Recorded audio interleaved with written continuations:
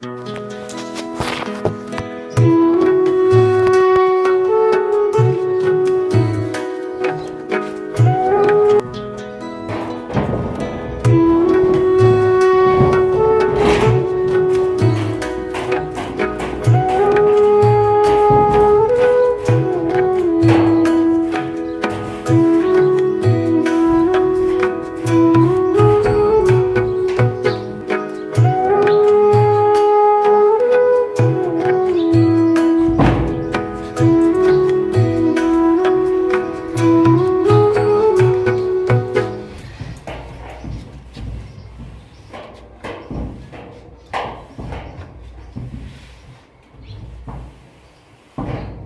Afternoon, कैसे हैं? तो आज आप लोग देख रहे होंगे कि मैं क्या कर रही हूँ। तो जी हाँ, जैसा कि मैंने बताया था कि हमारे स्टोर रूम के हमने सारे सामान सब बाहर निकाल दिए थे। पिछले साल का गेहूँ रखा था, वो दीमक की वजह से पूरा गेहूँ ख़राब हो गया था, पूरा मट्टी मट्टी हो गया। पिछले साल के गेहूँ हमारे रखे हुए थे, वो दीमक की वजह से पूरे गेहूँ मतलब थक्का थक्का बन गया था।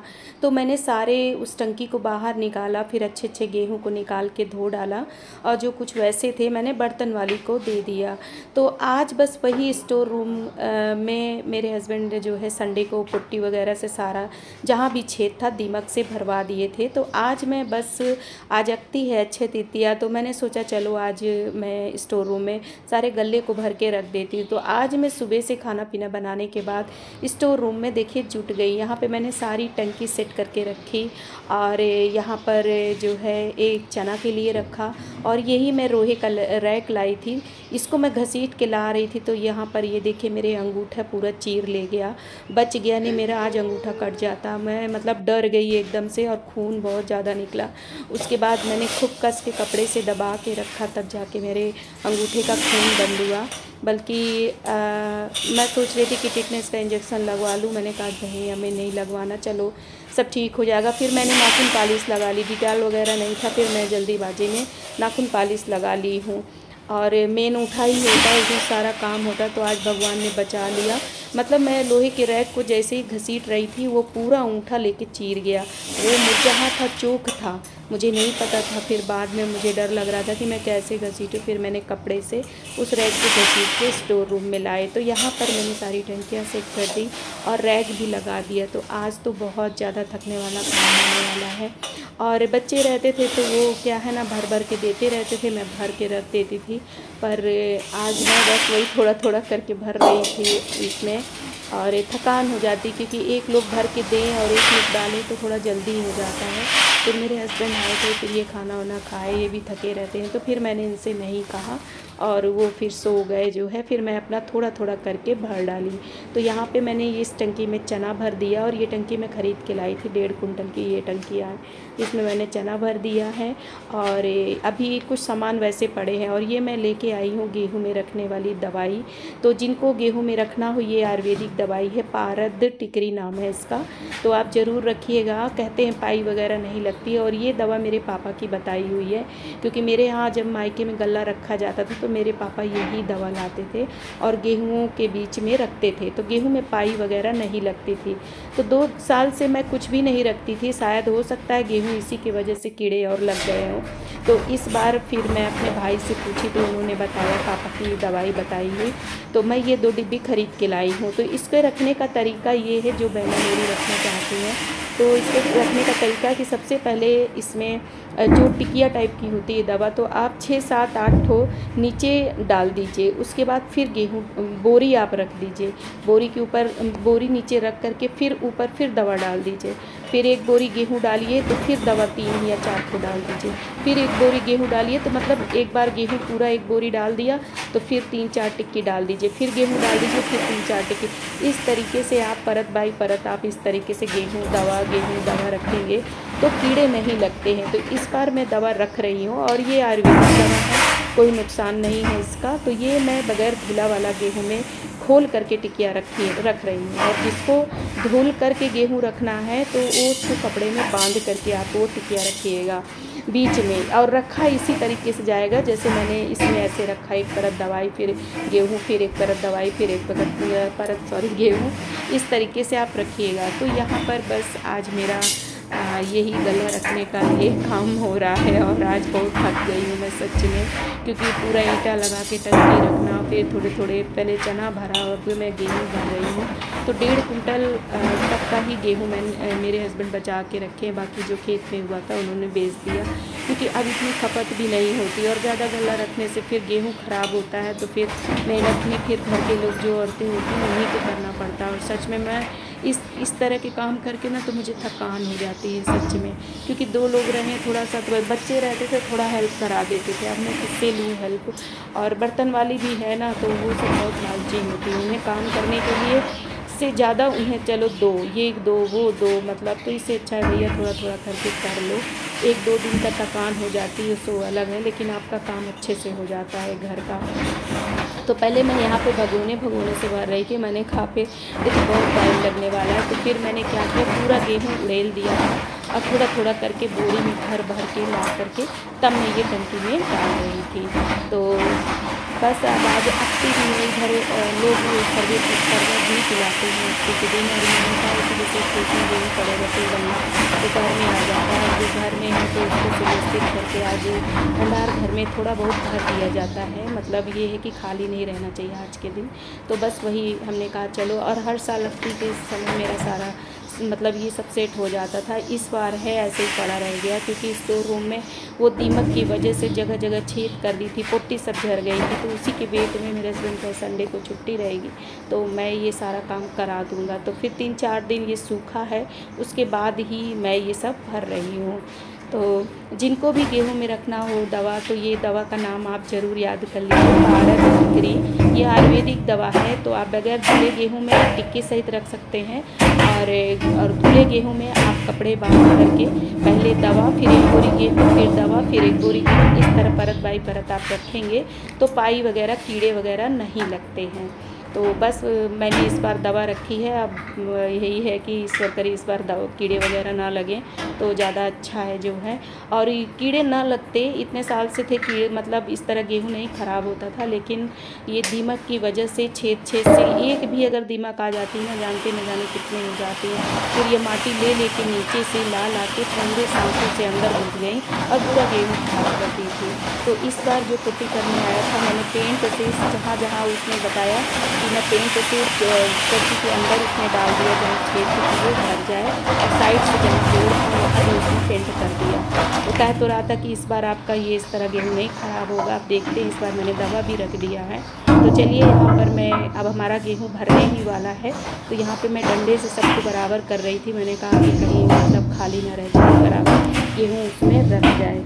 तो भैया आज तो बहुत थकने वाला काम हो गया है, और ये लगभग इस समय 4:30 और 5 बज गए। इसके बाद मैंने पूरा साफ़ सफाई की, फिर आज लाइट भी चली गई थी, तो फिर बैठे ही रह गए 4:30 बजे तक, फिर 5 बजे लाइट आई है।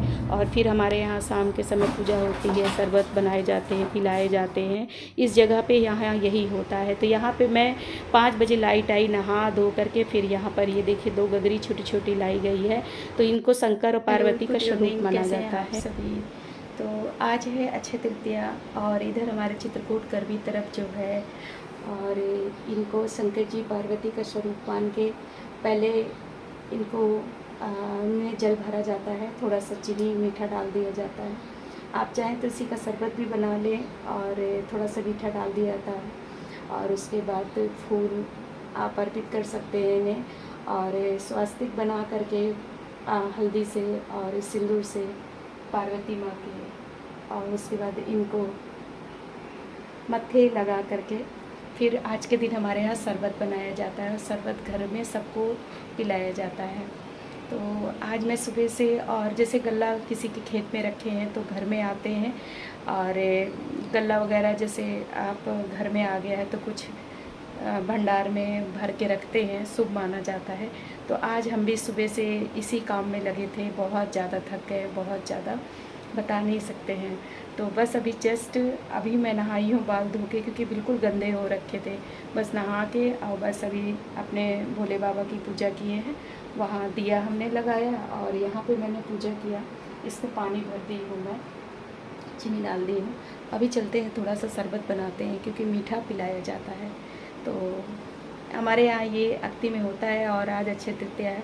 बहुत ही शुभ दिन माना जाता है। जिसको ज़मीन वगैरह लेना है या कोई भी शुभ कार्य करना है तो आज करता है। मानता है सोना वगैरह भी खरीदा जाता है। अब कुछ भी मतलब खरीद सकते हैं, पर सोना इतना महंगा है कहाँ कोई खरीदेगा। तो भैया देखिए, जिसके पास जो है उसी में खुश रहिए। और ये सब चुचले हैं, सोना खरीदो चांदी खरीदो, ऐसा कुछ भी नहीं है। श्रद्धा भाव से भगवान की भक्ति पूजा पाठ करो कि ईश्वर मुझे जो दिए हो वो मेरे पास हमेशा सब कुछ रहे और मेरा घर भंडार सब भरा रहे, मेरे बच्चे स्वस्थ रहें हमारे और खुशहाल रहें। बस यही कामना अपने प्रभु से मानना चाहिए, विष्णु भगवान से।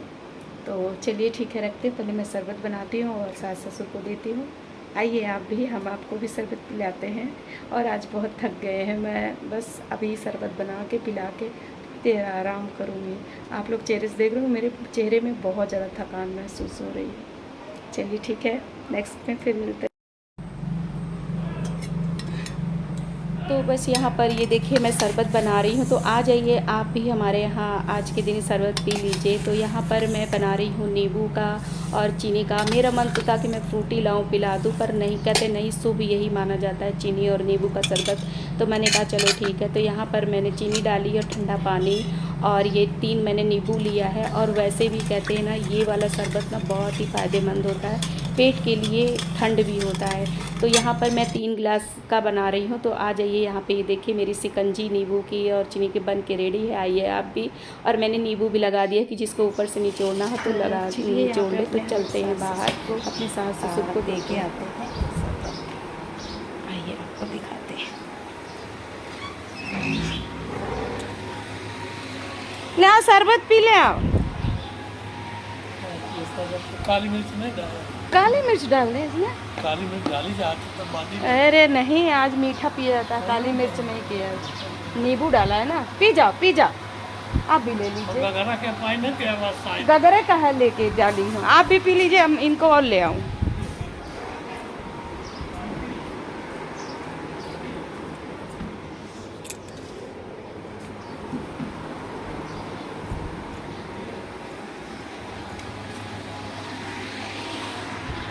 नींबू डाला है, काली मिर्च फिर गरम करेगा ना, ठंडा हो, ठंडे पेट के ठंडा के लिए पिए।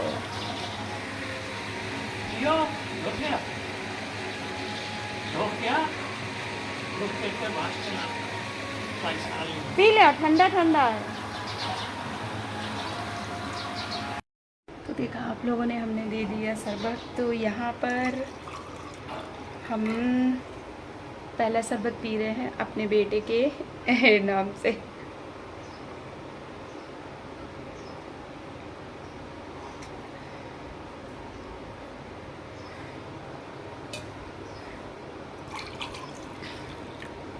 ये छोटे वाले बेटे के लिए।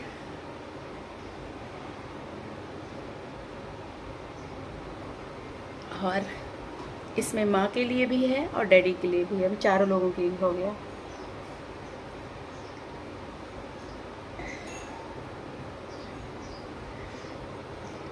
बच्चे स्वस्थ रहें, खुश रहें और अपने अपने कैरियर में सफल हों, बस यही भगवान से कामना है। तो आप लोग के यहाँ भी क्या शरबत पिलाया जाता है, पिया जाता है? तो हमारे यहाँ बांदा करबी में होता है, तो हम भी करते हैं। वैसे ये सब बेटियाँ करती हैं, पर कोई बात नहीं, हम आज बेटी बन गए हैं।